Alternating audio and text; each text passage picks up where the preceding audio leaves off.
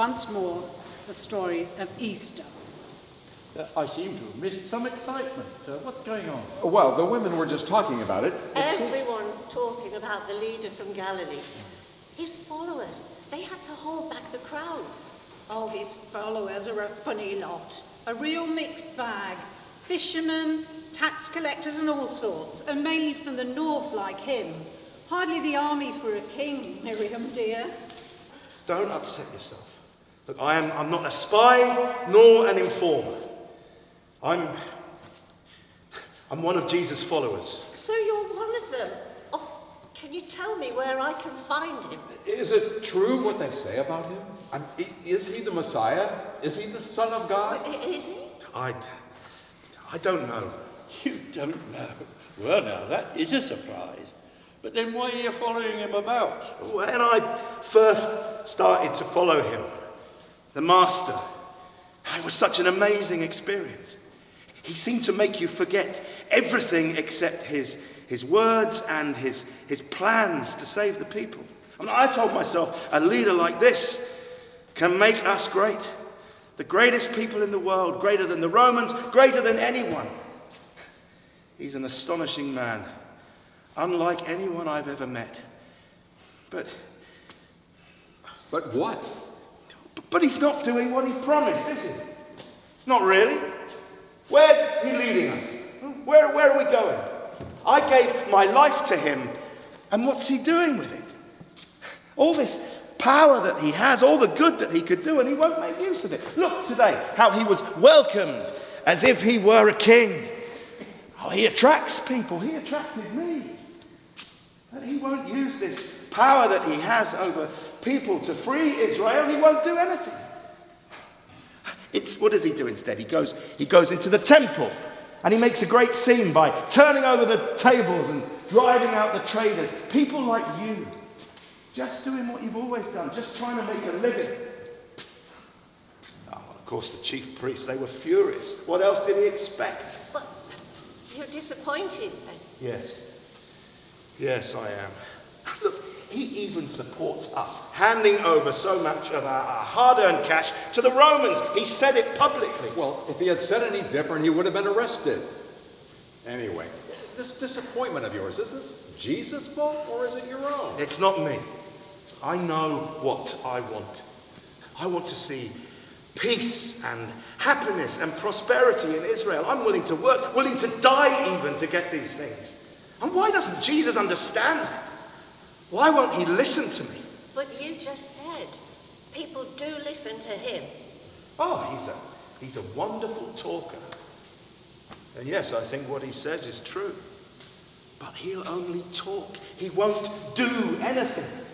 Why won't he listen to me just once? I'm no fool, and I know what we could do together. One day he'll have to listen. One day I'll make him listen.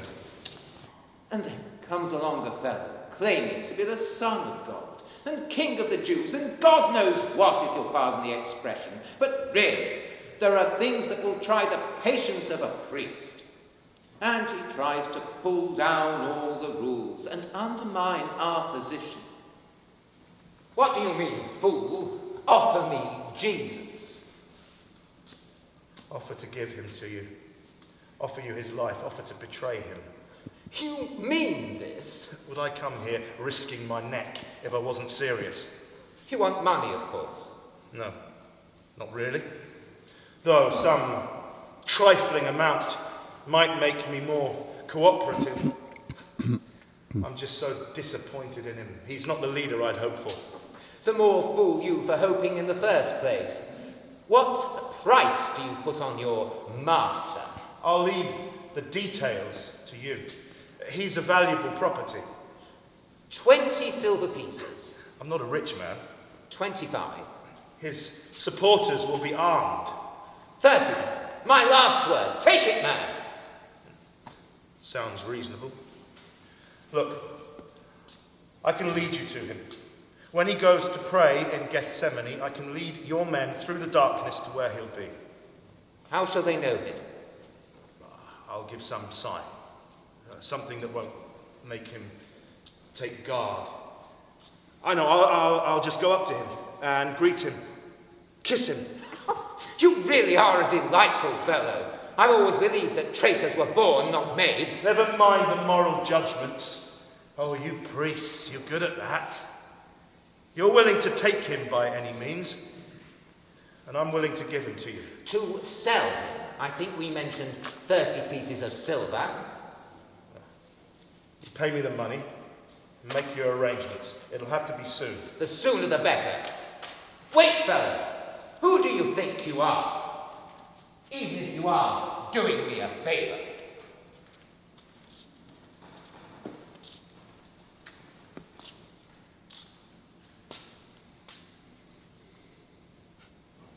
He knew I'd betray him.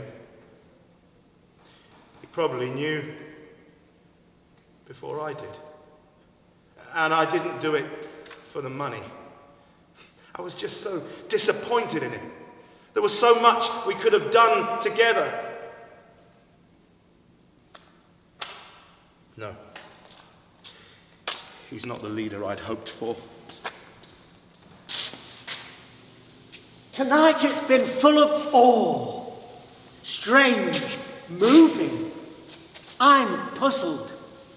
I don't know how it all fits together. I like it to fit. It doesn't fit. We shared the meal together with Jesus, all friends. Suddenly, he spoke over the bread and the wine. He said, if I heard him right, the bread was his own body, and the wine was his own blood, given for us, for everybody. Jesus told me that when he was gone, I was going to be your new leader, and I had to fill you full of strength and courage. I said, gone? Gone where? I'll come too. But he said I couldn't. Not yet. I think what he's trying to tell us was that he knew. He knew that when we came into Jerusalem, we would be walking into big trouble. He knew he might be arrested. He knew he might be thrown into prison. I said, I'm ready for it. I follow you to prison. I follow you to death. Although I didn't think it would come to that. And then he said to me, so you'd follow me to death, would you, Peter? And yet, before cockcrow tomorrow morning, you will deny all knowledge of me. 3 times. He just looked at them, and then one of his men came towards him, and Jesus smiled very sadly. The man put an arm around his shoulders, and then kissed him. Why did he do that? I don't know, sort of a signal, I suppose. Anyway, the soldiers pushed the crowd out of the way and grabbed hold of Jesus. You mean that one of his own men led the soldiers to Jesus? Looks like that, doesn't it? I think it was the one called, Judas. He was smiling as the men came towards him, but as they grabbed Jesus, his face changed. Perhaps he just realised what he'd done. But the disciples now are scattered, hiding, afraid. Even Peter the reliable, Peter the rock, is afraid. Do you need to tell everyone? Can't a man keep his fears to himself? Wouldn't you be afraid? Well, wouldn't you? I'm not a coward by nature, you know. Remember the time back home in Galilee when storms brewing and I'm out there in my boat rescuing other fishermen? I wouldn't say I enjoyed it. I mean, who would? Being rocked about and soaked to the skin. But I went. Nobody called me a coward, eh? Got away with it. Maybe I should have stayed at home. I knew how to cope with things there. I could sail a boat, I could bait a line, I could mend a net, I could cast nets to the right part of the lake. All these things I could understand. Yeah, I'd stay there all my life, you know. But What, Peter? But he came, and when he came, nothing mattered, not boats, net, fish, nothing. He came, he spoke to me, and that was it. Come on, Simon, he said. Come and cast your net with me. What for, sir? I said. What have we got to catch? You know, joking like, I didn't know what to make of it. We're going to catch men. Catch them. Save them. Come on. And I came. All the way to Jerusalem. My life, it just changed completely. He became my master. And he said I was his rock. That's why he called me Peter. Oh, it were wonderful. I wouldn't have changed it for the world, you know. But, you know, since I took him, I mean, what's going to happen to me? It just seems so strange, dark and cold. You know, I've been cold ever since I took him, like all the art's gone out of me, or something's gone out of my heart. I just feel so cold. I was there when Jesus rode into the city, and there was a man walking directly behind him. It looked like you. In fact, could have been you. Well, it wasn't me. That's it. I knew I'd seen him before. You're wrong. I was miles away from here by then. How do you know? What do you mean? If you were miles away from here, how do you know when it was? Oh, Hannah, stop being so clever. Just leave him alone. No, she's right. How did you know? Oh, to hell with a lot of you. Look, I'm going to tell you once and for all, yeah? I don't know this, what's it, Jesus you call him.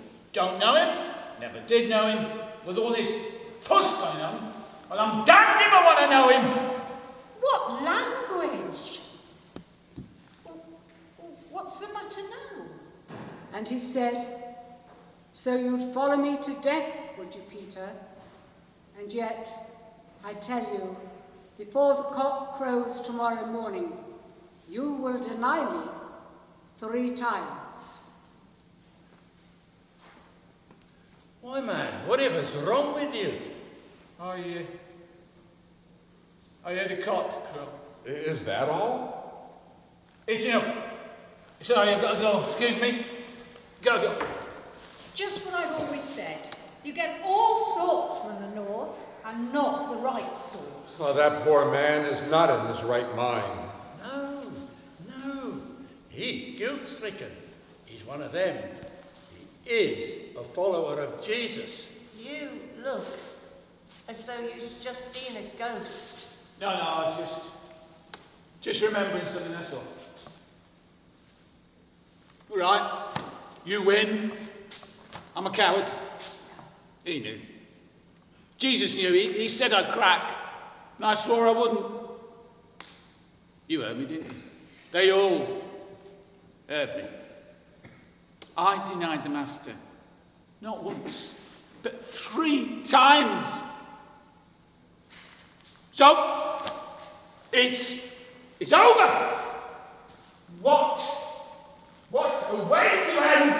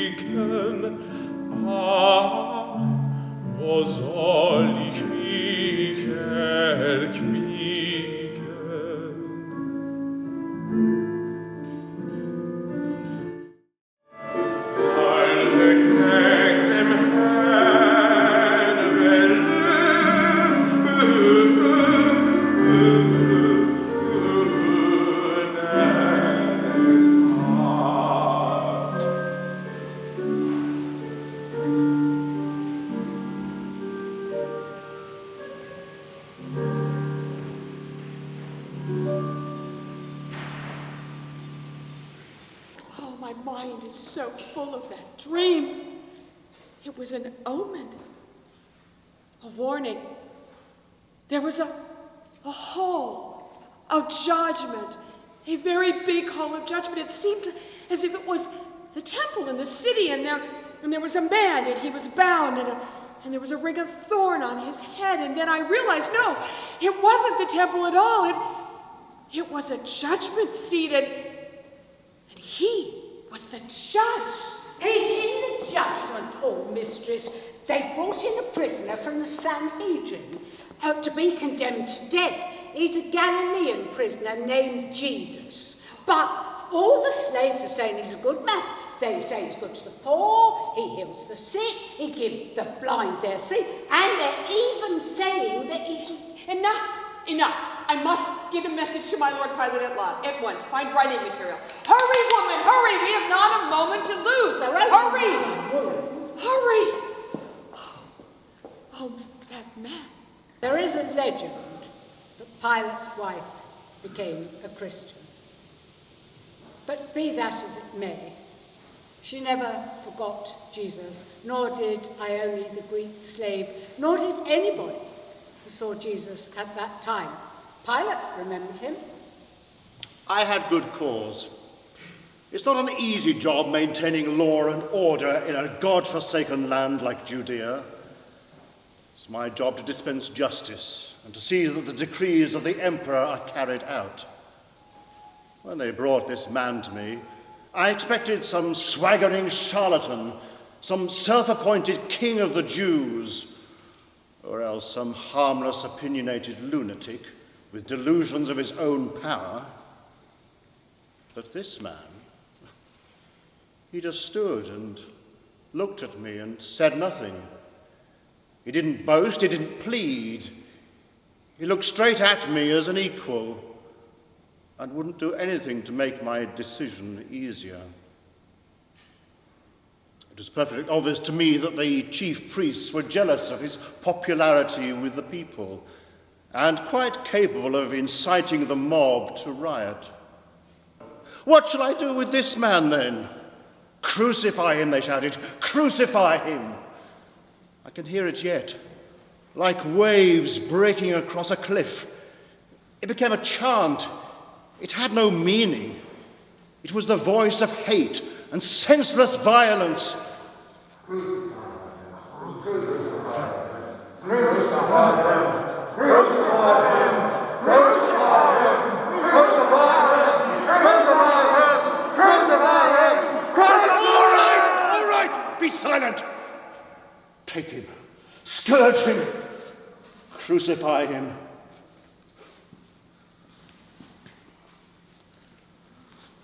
To tell you the truth, I was glad to be rid of him. Glad to be rid of the responsibility. I even went so far as to wash my hands in front of them. I wasn't going to take the blame for crucifying an innocent man. I can't believe it.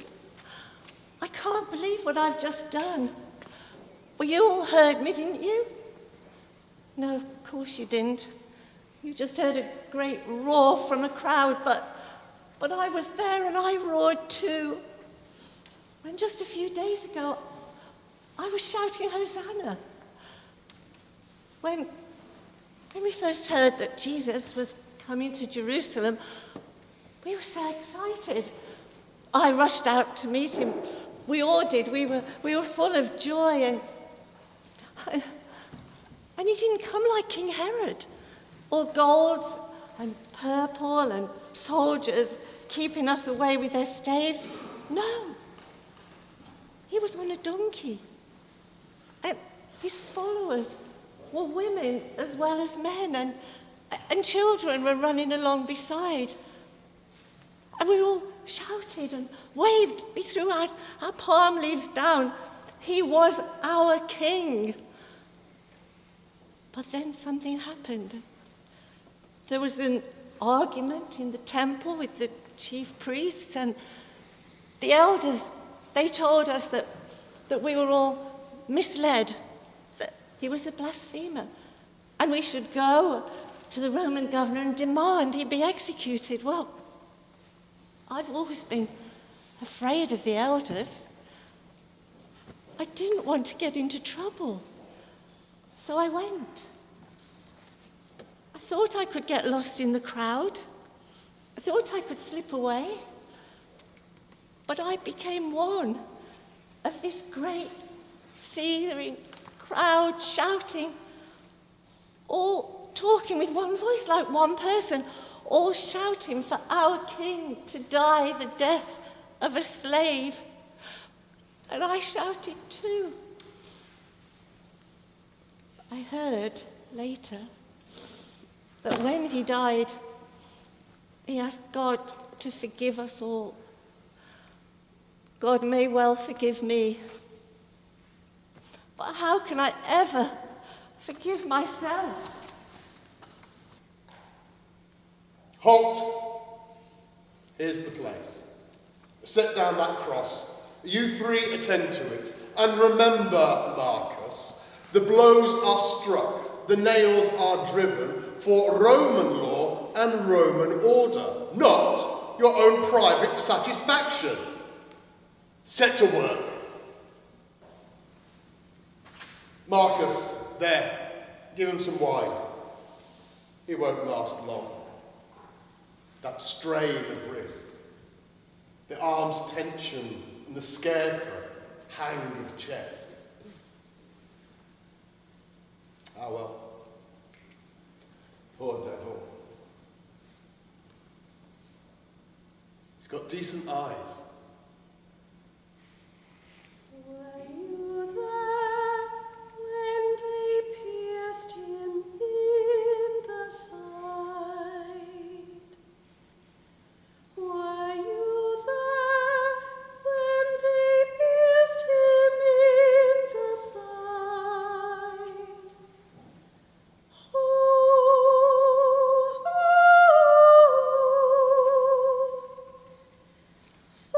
Sometimes it causes me to tremble, tremble, tremble.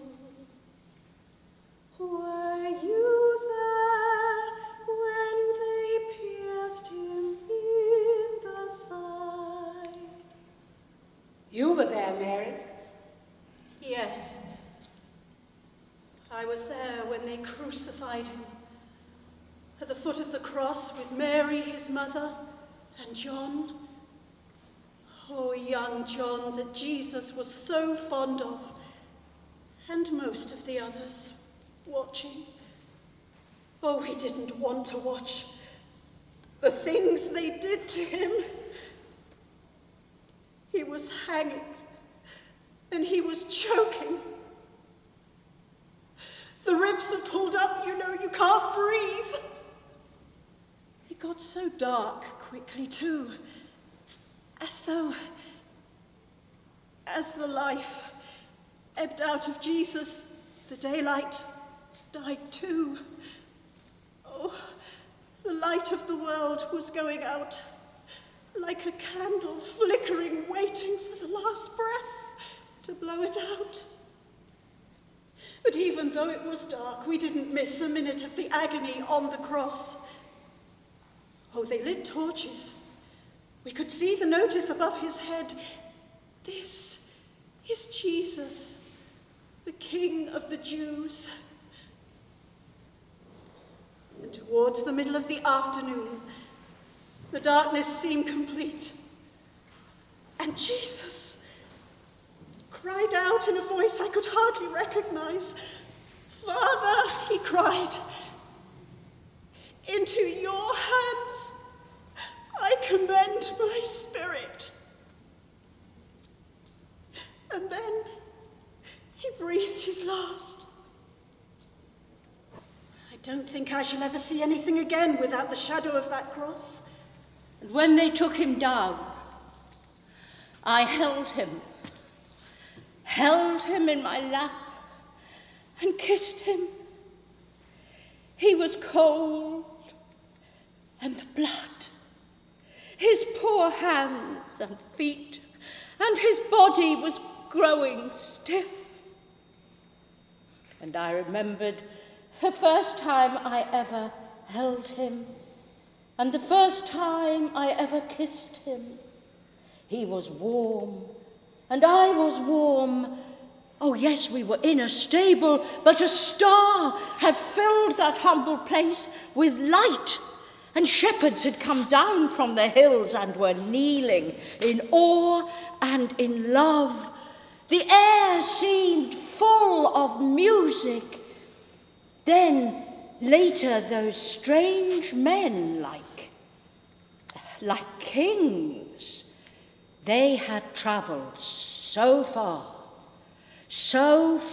just to see my son, just to worship my son, and to offer him gifts. But now that mob, mocking, spitting, jeering. We could take spices and dress The body. Don't be afraid to say it. I'm sorry, I thought maybe you being his It's mother. the one thing I can still do for him. Do you think I would give up that chance? We'll go there as soon as it's light. Surely they'll let us see him. They say there's a guard outside the tomb. And a great stone. How can we move it? Well, perhaps the guards will help us. They can't fear him now. We'll try.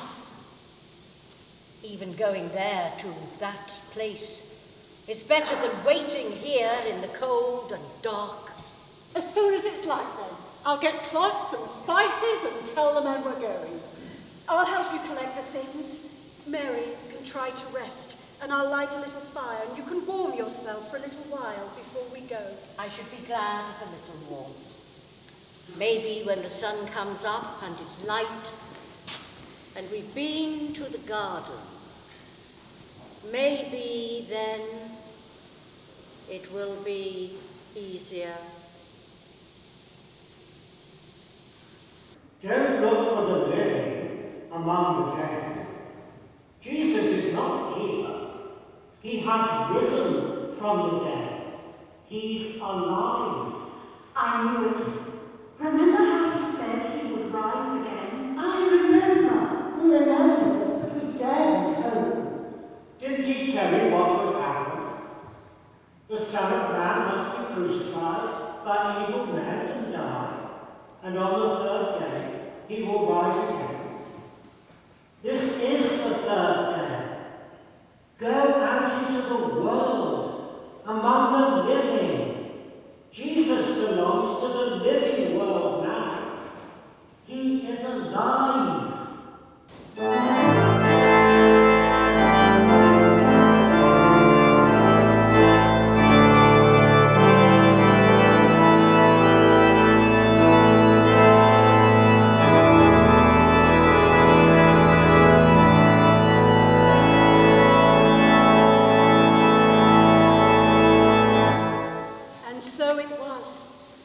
Others returned to tell the rest of his followers. We had come slowly to the gardens, slowly and sadly, but we ran back to tell the disciples. We were puzzled and afraid, but I think we knew, despite all the possibilities, we knew that Jesus was alive. At first, the men thought we were making it up. But Simon, Peter, and John agreed to come with me, and they saw for themselves the tomb was empty. Then they went home, but I stayed. I don't know why. I cried, I remember. Whether from shock or relief, I really don't know. Both, probably. But I was walking blindly along the path, seeing nothing, when somebody said, "What are you crying for? And who are you looking for?" I thought it must be the gardener, so I blurted out, "They have carried away my Lord, and I don't know where they have laid him. Oh, please, please, if it was you, tell me where they have taken him, and I will come for him." Then he said, "Mary." And through all the tears and the shock and the numb pain, I knew it was Jesus. There was no mistaking it. I turned round and said, "Teacher," because it was him. He was alive. And suddenly, the garden was beautiful in the early light, and the world was warm and beautiful, because Jesus was alive. He is alive again. I know this to be true. I've seen him. I've spoken to him. Ridiculous. You're one of his men yourself. You'll say anything. I'm not arguing with you. You believe what you want to believe. I've seen him. We all saw him again in Galilee. And if he were alive, what then? Well, I'll do what he told me to do. I'm going to go out. I'm going to tell the whole world about him. What? You, an ignorant Galilean fisherman? Who'll listen to you? Oh, enough will listen. And I will find the words to make him understand. I mean, when you got such a wonderful thing to tell him, well, words take care of themselves. What will you tell them? That God loves them. And that no matter how bad they've been, there's always hope. For those who hope and believe, well, death in the end, but it's a sort of beginning. They'll never believe you. They will. They must. It's the only hope there is for the world. We seem to have started something when we crucified this teacher. That's it, gentlemen. That's it. Exactly. This is it. This is the beginning. It goes on from here. Forever and forever. For all of life. Because life is what Easter is all about. Everyone suddenly burst out singing, and I was filled with such delight as prisoned birds must find in freedom, winging wildly across the white orchards and dark green fields, on and out of sight. Everyone's voice was suddenly lifted, and beauty came like the setting sun. My heart was shaken with tears, and horror drifted away. Oh, but everyone was a bird, and the song was wordless. The singing will never be done.